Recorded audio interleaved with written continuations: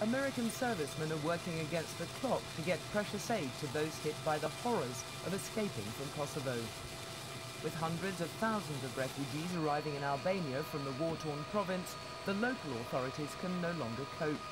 So US forces are flying aid to refugees congregated near the border.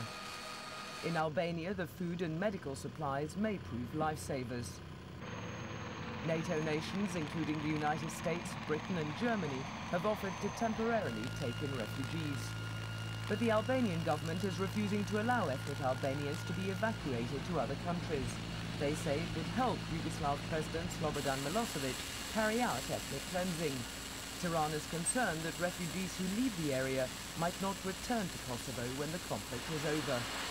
Yet Albania, Europe's poorest country, is facing enormous difficulties coping with the refugee influx.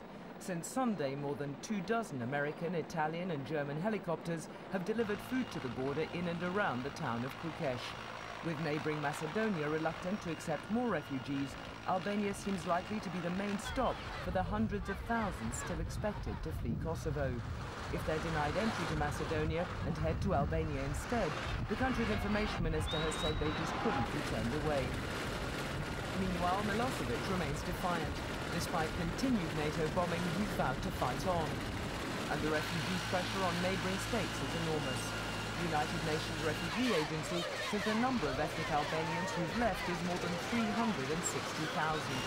With so many displaced, aid flights such as this one could mean the difference between life and death.